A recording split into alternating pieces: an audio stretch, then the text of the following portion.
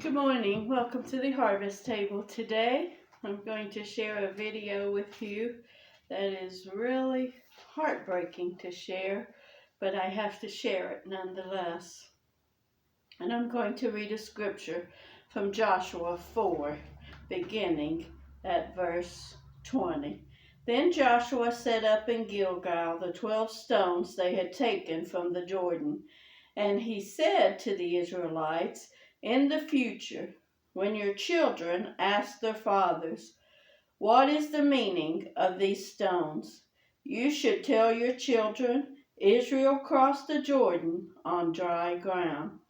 For the Lord your God dried up the water of the Jordan before you until you had crossed over, just as the Lord your God did to the Red Sea, which he dried up before us until we had crossed over. This is so that all the peoples of the earth may know that the Lord's hand is strong, and so that you may always fear the Lord your God." That's the Lord's word, Joshua chapter 4. So my question today is, what has happened to the children? What has happened to those that teach the children?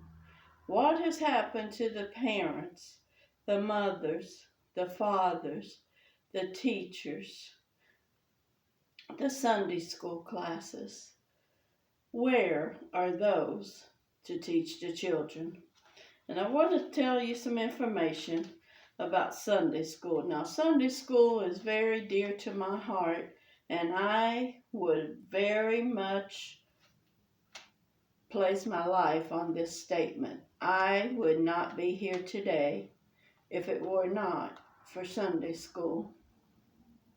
Somebody cared enough to teach me in Sunday school. And I'm so thankful for that. But I'm also so brokenhearted that children today can't say that. They don't have the testimony I have because there are no teachers. In the mid-19th century, Sunday school attendance was an almost universal aspect of childhood.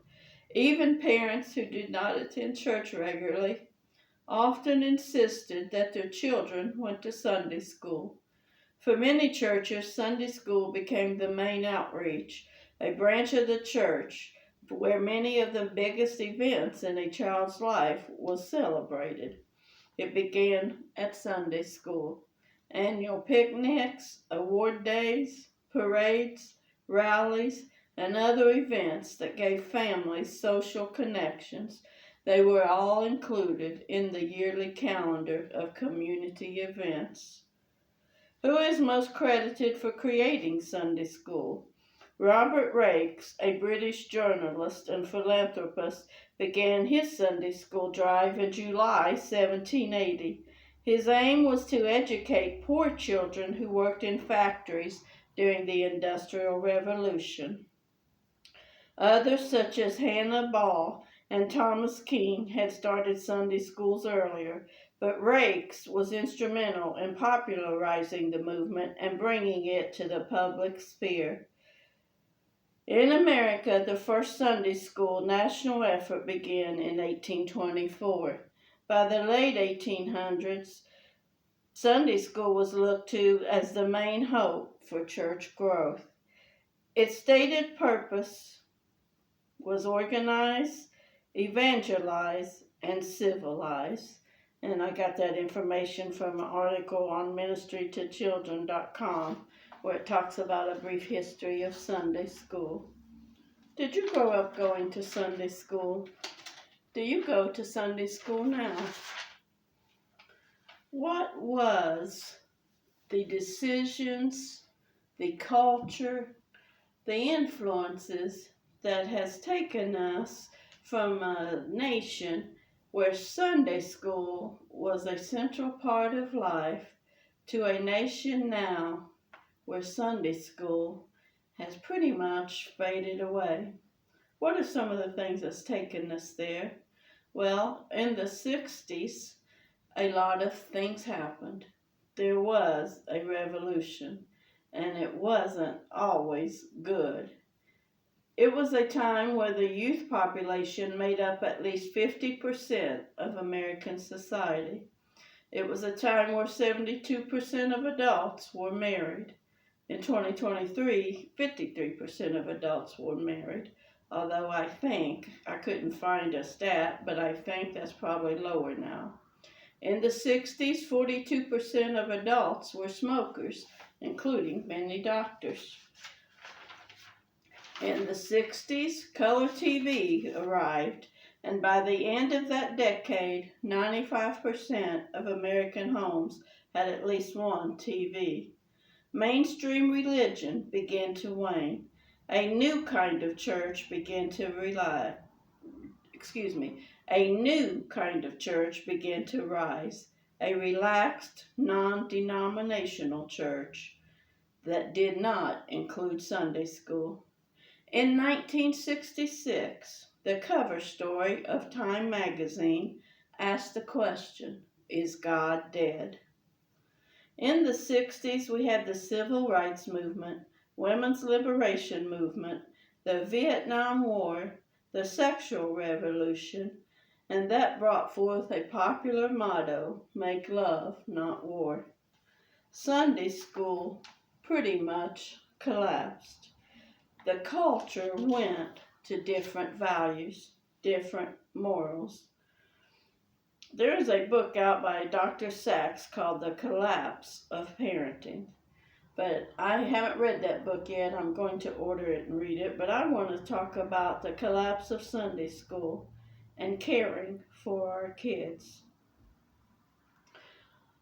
Look at today's social media.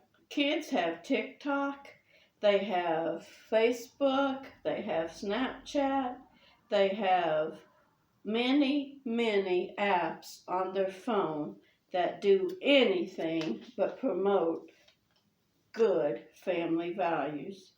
One of the most dangerous things about TikTok is its addictive, false, toxic algorithms that encourages kids to take a negative view of themselves and others around them. Negativity has not just poisoned our youth, it's pretty much taken over in our young culture today.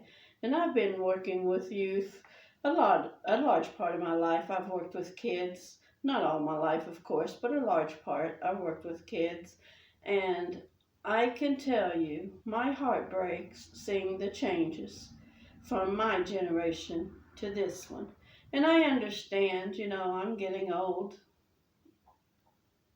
I understand as you age, your values become more obsolete. Young people don't hold the values of their elders in general. I understand that. And I understand as I'm getting old that my voice is dying.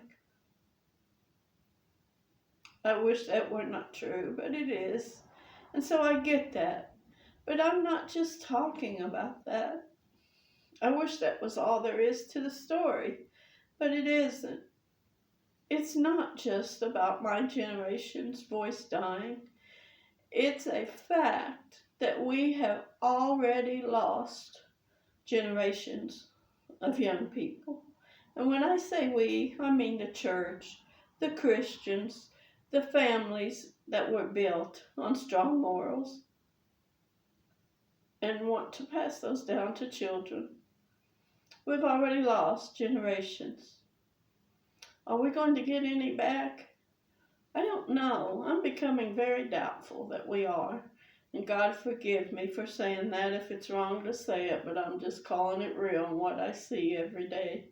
Because you know what I see? I don't just see churches that have abandoned Sunday school. I see parents that have abandoned teachers, that have abandoned schools, that have tried to teach the children. They don't support the positive influences in children's life. They're the first ones in line to show up to curse out a teacher, curse out a bus driver, curse out a principal, a superintendent, anyone that is trying to do good with the children. The opposition is so great by parents against those people that truly invest in caring for the children. Parental support is pretty much gone in our culture today, not just in the home, but at the schools and other places where children are cared for and taught. The parental support is not there. Something shifted. In the 60s, they had Woodstock and other movements, the Beatles, and various things that caused a shift. But I'm not talking about just that. I'm talking about in the last 40 years that culture has shifted in a great way. I heard a statement on a news channel this week that rocked my world, and that statement was, we have went from a society that was stressing out and worried about school shootings at a school that our child attends to worry now about, is our child the one shooting? Has our child become the school shooter? And that struck an arrow in my heart that has left a pain all week long, because it's true. We no longer care about what has happened on a worldview only. We no longer care in our own home, in our own family. I want to tell you something that I found out this week that just was unbelievable to me. The kids were playing some video games that were sitting near me, and he made a statement. I didn't know what he was talking about at first, so I looked at him to see what he was looking at. He said, "Kill the grandmas, kill the grandmas." And a couple of his friends sitting there by him said, "Yeah, kill the grandmas." I thought, well, what in the world is that about? And I looked at him. He said, "Oh, I'm just playing my game." I said, "What's the name of your game?" He told me, I forgot, but something about cookies. And where one of the objectives of the game is you collect these grandmas, you enslave them, and train them to kill whoever the enemy is in the game, I guess. And so that's the portrayal these kids have of grandmas from social media. So I told him, I said, well, I was trying to pray under my breath, think, Lord, what can I say to this young man that would make him think for a minute? So I said, well, I'm a grandma. I hope nobody's planning to kill me. And he said, oh, really? And I said, yeah. I said, guess how many grandkids I have? He said 3. I said, well, you might want to try again. It's a little more than that. So I told him how many grandkids I have. 18. And he was in shock, and so was his friends. But you know what? My sharing that with them and making that little moment give them a picture of an actual grandma that is a real human being kind of pulled them away from that game, and they shut it off and put it away and went on to talking about some other things. So I think for a brief moment I did reach a couple of kids with reality. But what I came to realize, I was shocked by that game, that's one of the objectives of the game. But what I came to realize, that, and along with 3 conversations that various teenagers were having about the death of Charlie Kirk, was that we have a generation of children that do not have empathy towards any human being. They have lost their soul. They have lost the ability to have empathy. We have children today that feel absolutely nothing when it comes to empathy. They're empty shells. And you know why? It goes back to what I read in Joshua. No one is teaching the children about God. No one is teaching the children, why is this the right choice?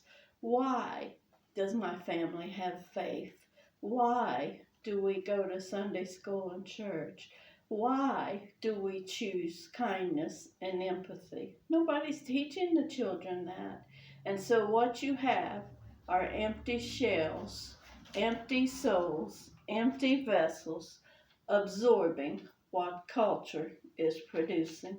And culture is producing so much hate, so much evil, so much enmity against God that that's all these children are absorbing. I found out this week on talking to some kids and listening to some kids' conversation that on their phones they have something called AirDrop, and I knew that existed because I had read about it before.